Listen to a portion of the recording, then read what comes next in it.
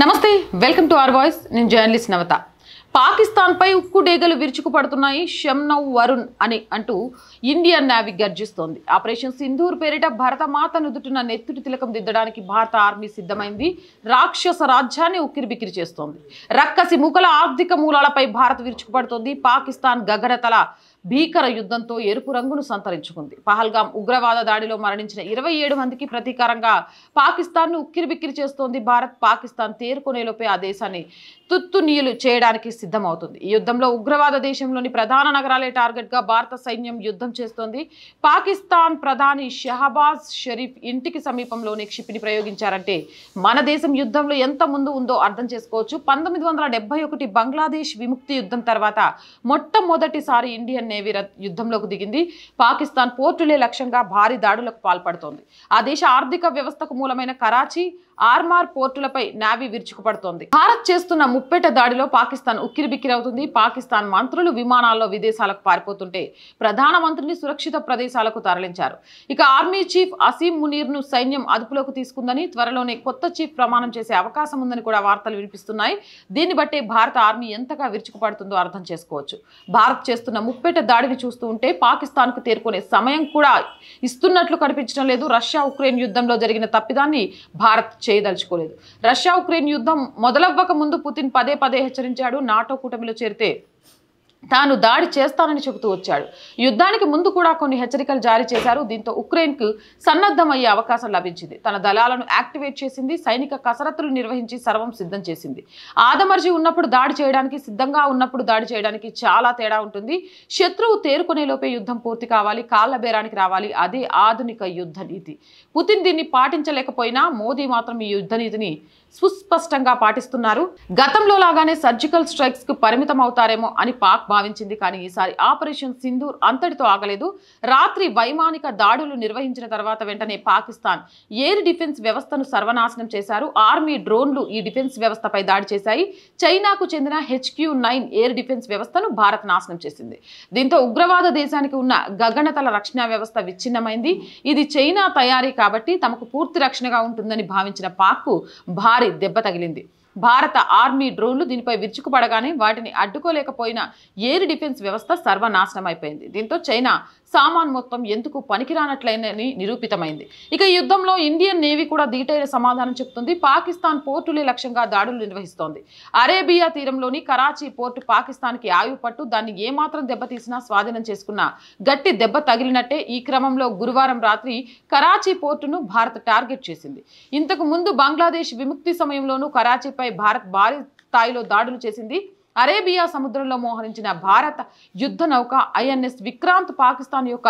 ముఖ్య నౌకా స్థావరమైన కరాచీపై వరుస దాడులు చేస్తోంది ఈ దాడిలో భారత నౌకాదళం నుంచి సముద్రంలో నుంచే అనేక టోమాహాక్ బ్రహ్మోస్ తరహా క్షిపణులు ప్రయోగించబడ్డాయి భారత ఇంటెలిజెన్స్ ఏజెన్సీల ద్వారా అందిన ఖచ్చితమైన సమాచారం ఆధారంగా ఈ దాడి ప్రణాళికాబద్ధంగా నిర్వహించినట్లు చెబుతున్నారు అరేబియా సముద్ర తీరంలో ఉన్న కరాచీ పోర్టు నుంచి 70% ఎగుమతులు దిగుమతులు జరుగుతుంటాయి ప్రైవేట్ కంపెనీలు భారీగా పెట్టుబడులు పెట్టడంతో ఈ నగరం పరిశ్రమల పరంగా కూడా అభివృద్ధి చెందింది అనేక ప్రముఖ బ్యాంకులు ఆర్థిక అంతర్జాతీయ సంస్థలకు ఇది కీలక నగరంగా మారింది పాకిస్తాన్ జీడీపీలో 20% ఈ నగరం నుంచే వస్తుంది స్టాక్ మార్కెట్ కి కూడా ఇదే ప్రధాన కారణం కరాచీ పోర్టుని వేస్తే పాకిస్తాన్ త్రివిధ దళాలకు చమురుతో పాటు ఆహార ధాన్యాలు ఔషధాలు కీలక ఆయుధాలు సరఫరా నిలిచిపోతుంది వాణిజ్య కార్యకలాపాలు స్తంభించే ప్రమాదం ఉంది తద్వారా దేశ ఆర్థిక వ్యవస్థపై తీవ్ర ప్రభావం పడే అవకాశం ఉంది ప్రస్తుత దాడుల నాటి పరిస్థితిని గుర్తు తెస్తున్నాయి 1971లో బంగ్లాదేశ్ విముక్తి పోరాటానికి మద్దతు ప్రకటించడంతో భారత్లోని 9 ఎయిర్ బేస్లపై పాకిస్తాన్ దాడి చేసింది దీంతో భారత్ నేరుగా యుద్ధ రంగంలోకి దిగింది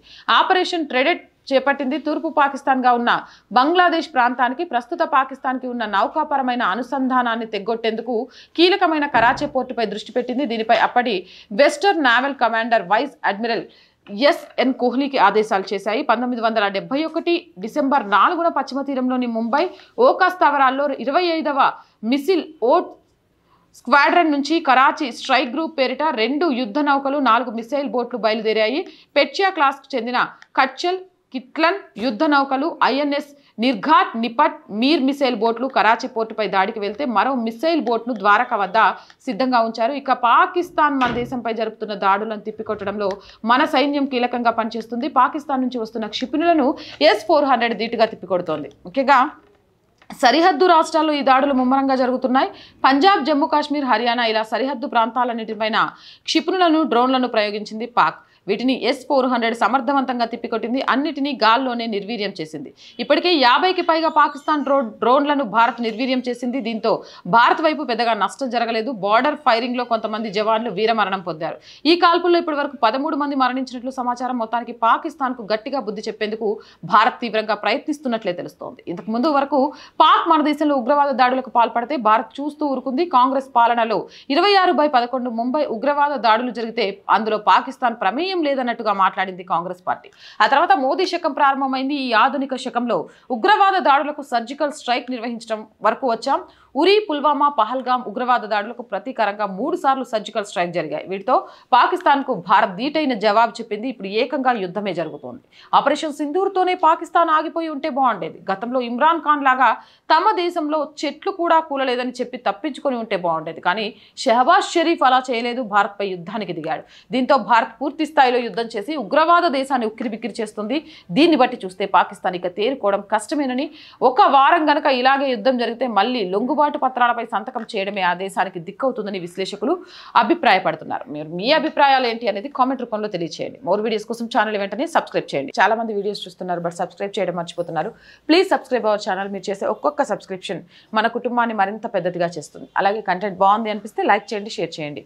ఆర్ వాయిస్ కి ఆర్థికంగా చేయూతనందించాలి అనుకుంటే సబ్స్క్రిప్షన్ పక్కనే జాయిన్ అనే బటన్ ఉంటుంది. 1 to 5 లెవెల్స్ ఉంటాయి. ఏదో ఒక లెవెల్లో సపోర్ట్ చేయండి. అలాగే స్క్రీన్ మీద గూగుల్ పే, ఫోన్పేతో పాటు అకౌంట్ డీటెయిల్స్ కూడా ఉంటాయి. మీకు తోచిన సహాయాన్ని అందించవచ్చు. వ్యాపార ప్రకటనల కోసం 8328500576 నెంబర్ని సంప్రదించండి. ప్రజా సమస్య ఏదైనా మీ గొంతుకను మా గొంతుకగా వినిపిస్తాం. 8328500576 నెంబర్కి వాట్సాప్ ద్వారా తెలియజేయండి. జై హింద్, జై భారత్.